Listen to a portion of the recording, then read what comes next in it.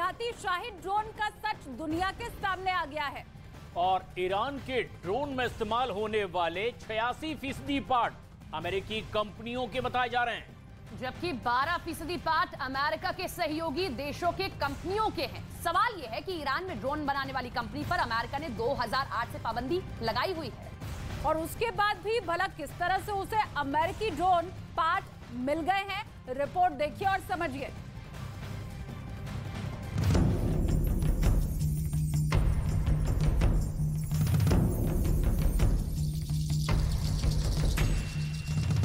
Iran की drone technology के राज का पर्दाफाश।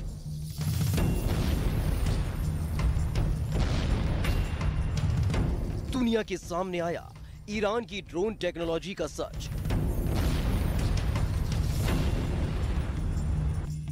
ईरान की शाहिद ड्रोन में अमेरिकी कंपनियों के कलपुर्जे।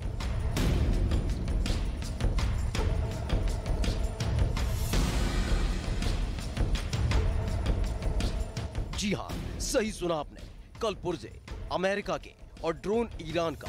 आप सोच रहे होंगे कि जिस ईरान को अमेरिका फूटी आंख भी देखना पसंद नहीं करता, उसे भला अपनी सुपर सीक्रेट ड्रोन टेक्नोलॉजी के पार्ट कैसे दे सकता है।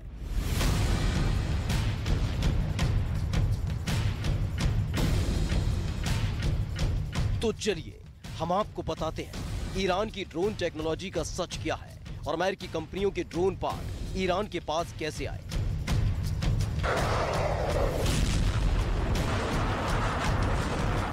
जिस ईरानी शाहिद ड्रोन की बदौलत रूस ने यूक्रेन में कहर बरपा रखा है, उसके पार्ट की खरीद ईरान अमेरिकी कंपनियों से ही करता है। ये दावा अमेरिका ने किया है। अमेरिका का कहना है कि ईरान के शाहिद 136 ड्रोन में कुल 52 में से 40 पार्ट अमेरिकी कंपनियों के बनाए हुए पाए गए। इन कलपुर्जों को अमेरिका की 13 कंपनियां बनाती हैं।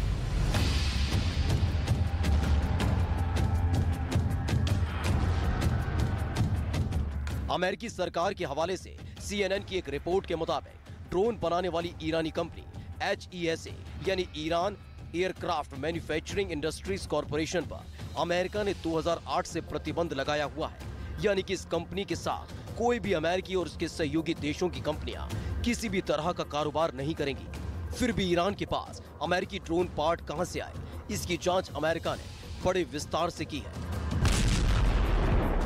व्हाइट हाउस ने पिछले महीने ऑल हैंड्स ऑन डेक नाम से एक टास्क फोर्स का गठन किया, जिसने अपनी जांच में पाया कि ईरानी ड्रोन में 82% एलिमेंट मेड इन अमेरिका थे। इसमें से ज्यादातर एलिमेंट्स ऐसे थे जो अंतरराष्ट्रीय बाजार में व्यावसायिक रूप से उपलब्ध है।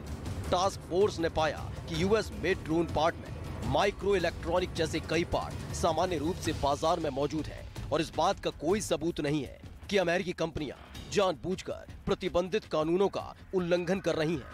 टास्क फोर्स ने आशंका जताई है कि ईरान खुले बाजार में अमेरिकी पुर्जों को हासिल करने के लिए शेल कंपनियों और बिचौलियों का सहारा लेता है।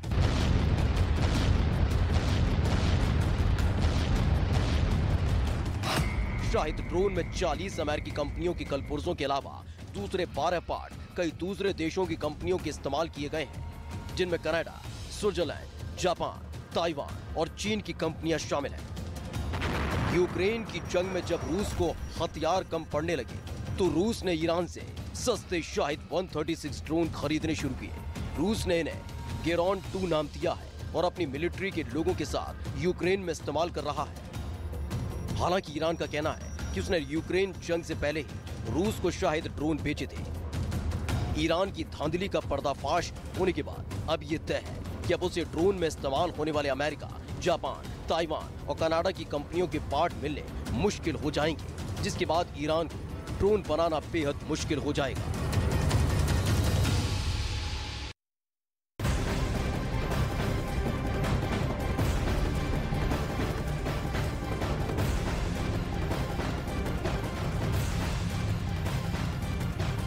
पिछले साल जो जंग छिड़ी थी रूस और यूक्रेन के बीच, नए साल भी ये लगातार जारी है, लेकिन नए साल में पुतिन की फौज पर मौत बरसती दिखाई दे रही है। यूक्रेन ने दावा किया है कि 1 जनवरी से 5 जनवरी तक रूस के 3,500 से ज्यादा सैनिक मार दिए गए। यूक्रेन आर्मी के मुताबिक जंग शुरू होने से लेकर के अब तक रूस के करीब 1,10,000 सैनिकों की मौत हो चुकी है।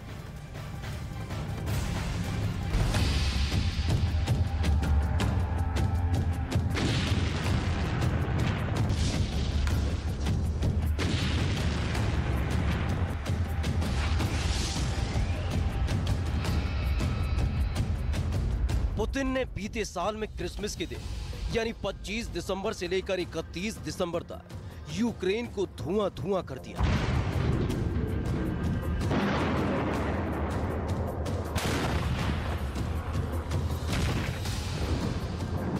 खार्किव से लेकर कीव तक कोहराम मच गया। यूक्रेन की जमीन अपने सैनिकों और आम नागरिकों की खून से लथपथ हो गई। तब यूक्रेन चुप रहा और खूनी बदले की जोरदार तैयारी करता रहा। नया साल आते ही यूक्रेन ने रूस के सैनिकों को सांस लेने तक की फुर्सत नहीं दी। यूक्रेन के ताबड़तोड़ हमलों में रूस के सैन्य ठिकानों में लाशें बिछ गई। यूक्रेन का दावा है कि उसने नए साल की शुरुआती 5 दिनों में रूस के 3760 सैनिक मार गिराए। 1 जनवरी से 5 जनवरी तक डिफेंस ऑफ यूक्रेन ने रूस के सैनिकों की मौत की डेली रिपोर्ट जारी की है।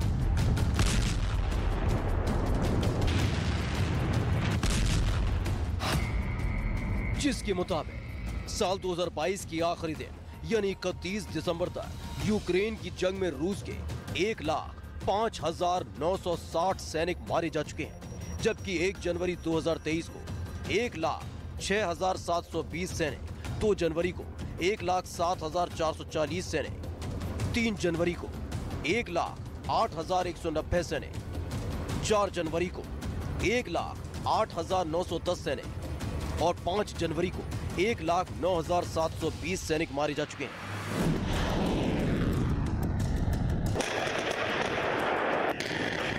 करीब 2 दिन पहले रूस ने कबूल किया था कि यूक्रेन की जमीन पर उसके 89 सैनिक एक ही हमले में मारे गए हैं, जिससे बौखलाए रूस ने 24 घंटे के अंदर यूक्रेन के 120 सैनिकों को मौत की नींद सुला दिया।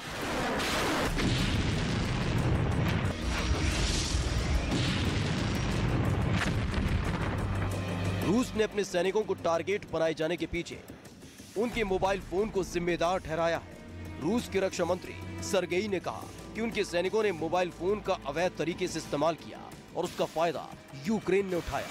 यूक्रेन ने इस हमले में 400 सैनिकों के मारे जाने का दावा किया था, जिसे रूस ने खारिज करते हुए पहले उनकी संख्या 63 बताई थी, जिसके अगले ही दिन रूस ने 89 सैनिकों की मौत की पुष्टि की।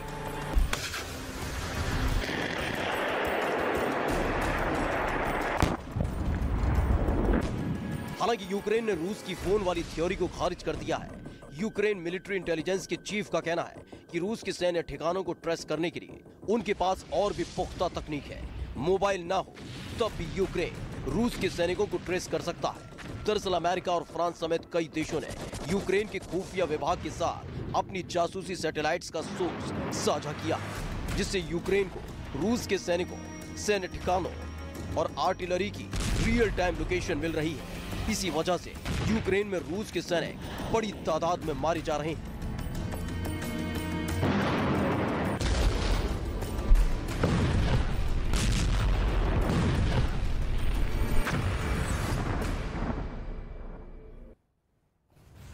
तो जंग के बीच तुर्की ने अपनी भरोसेमंद बख्तरबंद गाड़ी क्रिपी की नई खेप रूस के खिलाफ जंग में इस्तेमाल करने के लिए यूक्रेन रवाना कर दी है। अब दावा ये किया जा रहा है कि तुर्की का ये भरोसेमंद हथियार पुतिन की सेना की नींद उड़ा सकता है। और आखिर ये इतना बड़ा दावा किस लिए किया जा रहा है, तफसील से ये हम आपको समझाते हैं। दरअसल तुर्की की इन बख्तरबंद गाड़ियों के निचले हिस्से में वी शेप का एक कवच लगा होता है, जो कि बारूदी सुरंग से होने वाले धमाकों की वजह से इन्हें बचा लेता है।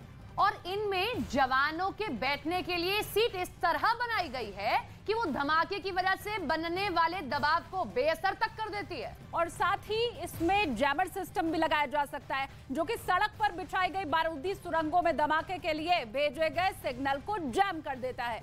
इसके अलावा तुर्की की ये बख्तरबंद गाड़ी, जिसका नाम किरपी है, जंग के मैदान में ये बख्तरबंद गाड़ियां 100 किलोमीटर प्रति घंटे की ज्यादा की रफ्तार से दौड़ सकती हैं।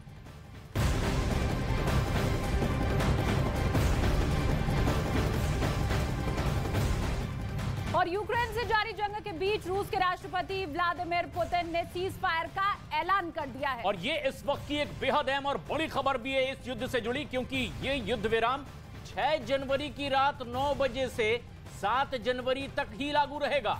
पुतिन ने इसको लेकर ये ऐलान किया, इसीलिए किया है क्योंकि एक दिन बाद यानी कि 7 तारीख को ऑर्थोडॉक्स ईसाई समुदाय क्रिसमस मनाता है। रूस और यूक्रेन में ऑर्थोडॉक्स ईसाई समुदाय की अच्छी खासी आबादी है और इसी वजह से पुतिन ने क्रिसमस मनाने के लिए इस युद्ध विराम का ऐलान किया।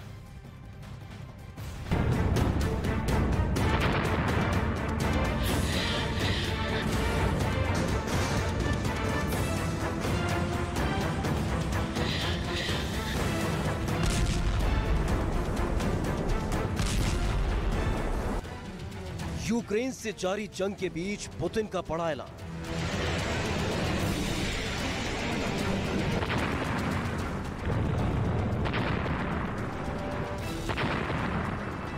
छह और 7 जनवरी को रूस की सेना यूक्रेन पर नहीं करेगी हमला।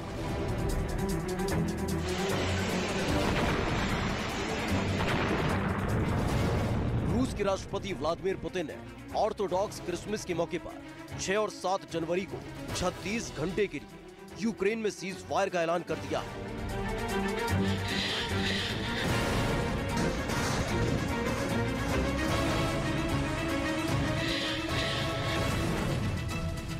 पुतिन ने यह फैसला ऑर्थोडॉक्स ईसाई समुदाय की अपील पर लिया है। पुतिन के इस ऐलान के बाद रूस की फौज 6 जनवरी की रात 9 बजे से 7 जनवरी तक यूक्रेन में हमला नहीं करेगी, यानी 2 दिन रूस की तरफ से सीज फायर रहेगा।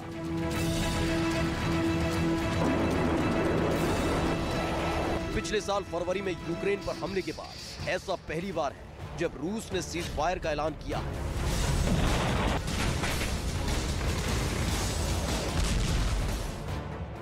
लेकिन सबसे बड़ा सवाल ये है, क्या पुतिन ने सच में ऑर्थोडॉक्स ईसाई समुदाय की अपील पर ही ये फैसला लिया है या फिर उनके फैसले के पीछे कोई और वजह है? क्योंकि पश्चिमी मीडिया इस फैसले के पीछे कुछ और ही दावे कर रहे हैं।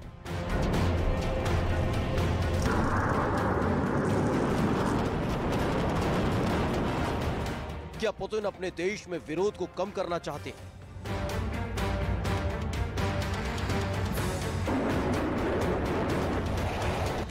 क्या रूस की जनता यूक्रेन से जारी जंग से थक चुकी है? क्या युवाओं को रूस की सेना में जबरन शामिल किया जा रहा है?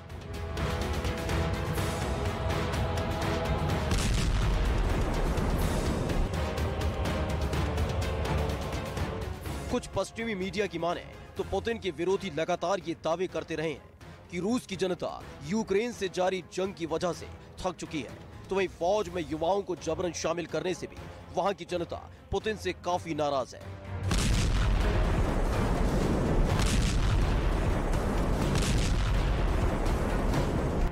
इस बीच रूस की सरकार ये भी बताने को तैयार नहीं है कि युद्ध के दौरान अब तक कितने सैनिकों की मौत हो चुकी है। ऐसे में पुतिन के इस ऐलान के बाद माना जा रहा है कि वो देश और दुनिया में अपने विरोधियों को ये मैसेज देना चाहते हैं कि वो जंग नहीं बल्कि अमन के पक्ष में है।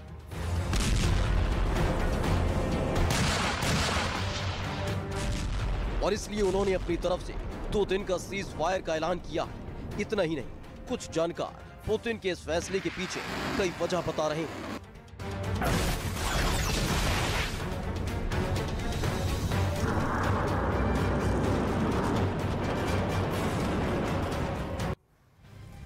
लेकिन पिछले साल से जो युद्ध शुरू हुआ, पहली बार इस तरह से युद्ध विराम सामने आ रहा है। रूस के राष्ट्रपति पुतिन ने सीज फायर का ऐलान कर दिया है और ये युद्ध विराम 6 जनवरी की रात 9 बजे से शुरू होगा और 7 जनवरी तक ही जारी रहेगा।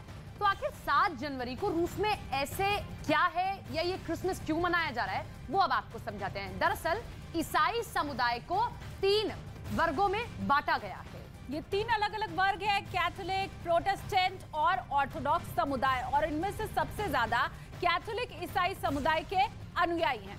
और ये कैथोलिक ईसाई समुदाय बाकायदा 25 दिसंबर को ही अपना क्रिसमस मनाते हैं। लेकिन जो ऑर्थोडॉक्स समुदाय के लोग हैं, इन्हें रूसी ऑर्थोडॉक्स कहा जाता है, जिनकी जनसंख्या पूरी दुनिया में करीब 24 करोड़ है। तो ऑर्थोडॉक्स ईसाई समुदाय इस बार 7 जनवरी को अपना क्रिसमस मना रहा है और मुख्य रूप से रूस और यूक्रेन में ऑर्थोडॉक्स क्रिसमस मनाया जाता है। इसके साथ ही ग्रीस, इथियोपिया और मिस्र में भी ऑर्थोडॉक्स क्रिसमस मनाया जाता है।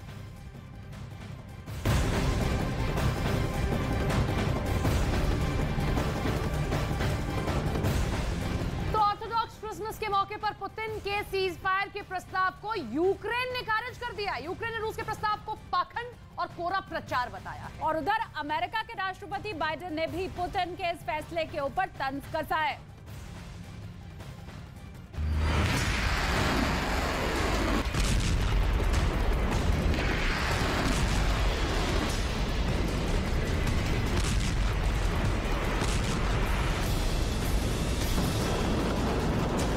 जंग के ऐसे वक्त में जब पुतिन को कीव फतह करने की बहुत जल्दी है, तब पुतिन ने सीज फायर का ऐलान क्यों किया है, आइए समझते हैं। दरअसल 24 फरवरी 2022 को रूस ने यूक्रेन पर हमला किया था। पुतिन को उम्मीद थी कि यूक्रेन के साथ जंग कुछ दिनों में खत्म हो जाएगी, क्योंकि रूस की तुलना में यूक्रेन हर लिहाज से कमजोर देश है। लेकिन ऐसा हुआ नहीं। 10 महीने से ज्यादा वक्त बीत जाने के बाद भी पुतिन को सफलता हासिल नहीं हुई, बल्कि यूं कहें कि कई इलाकों में यूक्रेन की सेना ने रूस की फौज को पीछे हटने पर मजबूर कर दिया।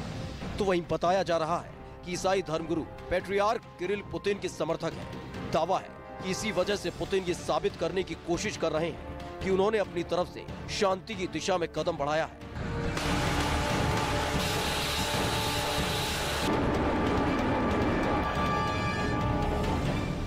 यूक्रेन ने क्रिसमस पर 36 घंटे के युद्ध विराम के लिए पुतिन के इस प्रस्ताव को ठुकरा दिया। यूक्रेन ने कहा है कि जब तक रूस अपनी कब्जे वाले भूमि से अपनी सेना नहीं हटा लेता, तब तक कोई युद्ध विराम नहीं होगा। यूक्रेन के लोगों ने भी पुतिन के इस फैसले को खारिज कर दिया। По-перше, я вважаю, що це повна маячня, так як, якщо бути об'єктивною, то на 8 березня, на свято жінок, на наше свято День Незалежності, на Новий рік, на Різдво за іншим календарем не було ніякого перемир'я. Тобто, які взагалі можуть бути, які балачки можуть бути про перемир'я? अमेरिकी राष्ट्रपति जो बाइडेन ने भी यूक्रेन में 36 घंटे के सीज फायर फैसले पर तंज कसा। बाइडेन ने कहा, सीज फायर के बहाने पुतिन ऑक्सीजन लेना चाहते हैं। Respond to anything Putin says. I found it interesting. He was ready to bomb hospitals and nurseries and churches, and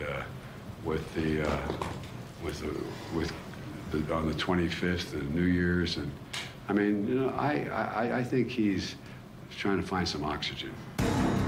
सबसे जरूरी बात ये कि रूस के ऐलान पर यूक्रेन और दुनिया कितना भरोसा करती है, ये तो वक्त बताएगा। लेकिन पुतिन के इस ऐलान के बाद रूस की सेना 36 घंटे यूक्रेन पर हमला नहीं करेगी। इससे भी बड़ा सवाल ये है कि क्या यूक्रेन भी इस दौरान रूस पर हमला नहीं करेगा।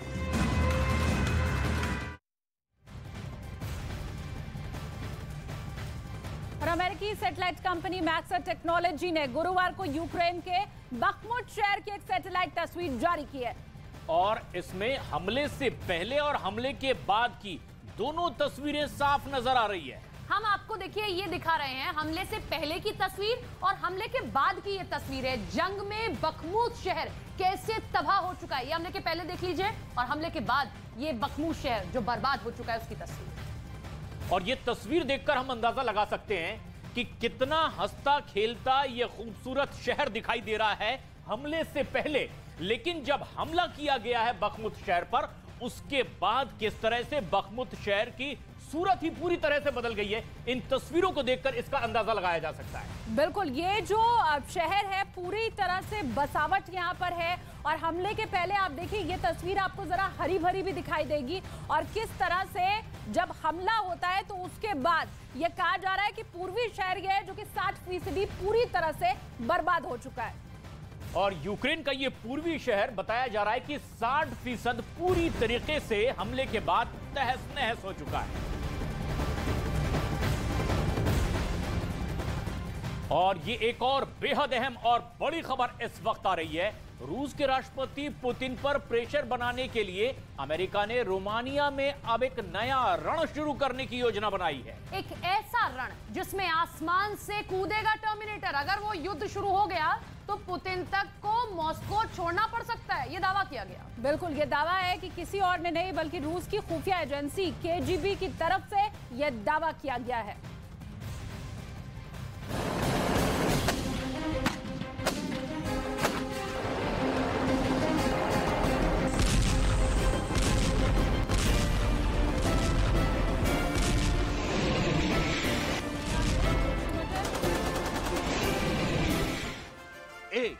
2, 3, 4, 5, 6, 7, 8, 9, 10।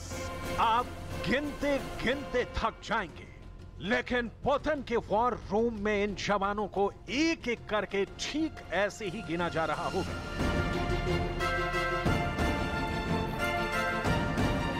इस वीडियो को क्रेमलिन में रिवाइंड करके देखा जा रहा होगा। इस वीडियो को रूस के कमांडर्स फॉरवर्ड करके देख रहे होंगे, क्योंकि ये अमेरिका की फौज की 101वीं एयरबॉर्न डिवीजन है। दूसरे विश्व युद्ध के बाद ऐसा पहली बार हुआ है जब यूरोप में 101वें एयरबॉर्न डिवीजन को तैनात किया गया है, वो भी रूस की सीमा से काफी करीब। अमेरिका की ये सेना सिर्फ 7 मिनट की उड़ान में वहां पहुंच सकती है जहां रूस की सेना ने यूक्रेन युद्ध के लिए अपना गोला बारूद जमा कर रखा है। रूस की सीमा के पास अमेरिका की बटालियन का क्या काम है? 80 सालों बाद यूएस सेना के इस प्रस्थान का मकसद क्या है? अमेरिका की एलीट फोर्स की तैनाती से रूस और बेलारूस क्यों डरे हुए हैं? अमेरिका के सैनिक क्या यूक्रेन में उतरेंगे?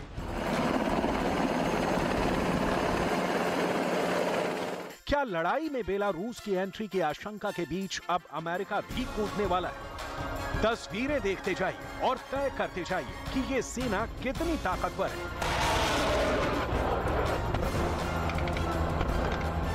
ये सेना क्या क्या कर सकती है? इस सेना की रणनीति क्या है? और सबसे बड़ा सवाल ये कि रूस की सीमा के पास अमेरिका अपनी बटालियन क्यों तैनात कर रहा है?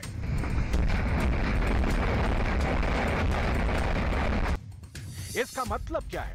इसका मकसद क्या है? क्या अमेरिका की सेना यूक्रेन युद्ध में लड़ने वाली है?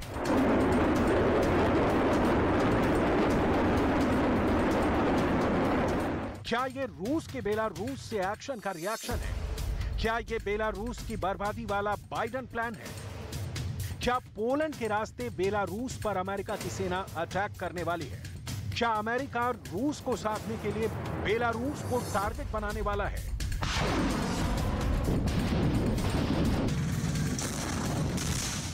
क्योंकि रूस की खुफिया एजेंसी केजीबी का दावा है कि अमेरिका ने पोलैंड के रास्ते बेलारूस की तबाही का प्लान तैयार किया है। रूस की खुफिया एजेंसी पहले ही दावा कर चुकी है कि बेलारूस को तबाह करने के लिए अमेरिका की एयरबॉर्न डिवीजन ने हमले का खाका तैयार कर लिया है। ऐसे खुफिया इनपुट के बाद रोमानिया में अमेरिका की 101वें एयरबॉर्न डिवीजन की लैंडिंग का ये वीडियो डराने वाला है। 101वें एयरबॉर्न डिवीजन के जवान रोमानिया के मिहेल कोगल निकेनु एयरबेस पर उतर रहे हैं।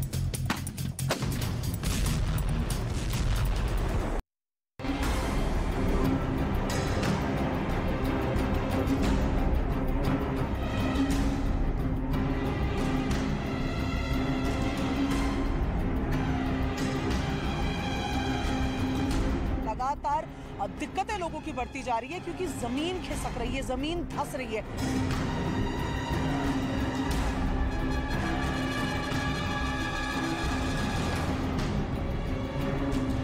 ऐसे में डर डर के जीने को यहाँ पर ये लोग मजबूर हैं।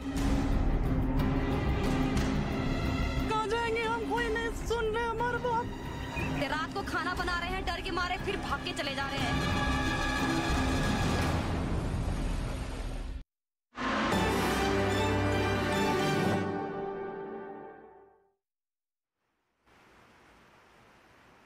नमस्कार, आप देख रहे हैं देश का number 1 news channel news 18 India और मैं हूं आपके साथ अंकिता दुबे। और इस वक्त मैं मौजूद हूं जोशीमठ के मारवाड़ी के जेपी कॉलोनी के बाहर। जी हां, साफ तौर पर आप देख सकते हैं कि किस तरीके से यहां पर जेपी कॉलोनी को ब्लॉक कर दिया गया है। और बड़ी वजह यह है कि जेपी कॉलोनी में बिल्कुल उसी तरीके से जिसे पूरे के पूरे जोशीमठ में धरती धंसने लगी है, दीवारों में दरारें आने लगी है, सड़कों में दरारें आने लगी हैं और साथ साथ पानी का रिसाव होने लगा है। लेकिन ये जो तस्वीर हम आपको दिखा रहे हैं, दरअसल ये पानी के बहाव की है। कोई नहीं जानता, दरअसल कोई नहीं जानता कि पानी कहां से आ रहा है और आखिर कहां जा रहा है। तस्वीरें देखिए। और दरअसल अगर इस पानी को देखें तो इसके साथ साथ गाद भी है यानी कि बालू भी है। और ये नजारा सिर्फ यहाँ पर नहीं है बल्कि चौतरफा अगर आप जोशीमठ में जहां भी जाएं वहां पर कुछ ऐसा ही नजारा देखने को मिल रहा है। और ये जो आपके सामने जेपी कॉलोनी आप देख रहे हैं, यहाँ पर दरअसल 37 परिवारों को विस्थापित किया गया है। और बड़ी वजह यह है कि शहर दरक रहा है, शहर धंस रहा है, अचानक दीवारों में दरारें आ गई हैं, सब कुछ भगवान के भरोसे है।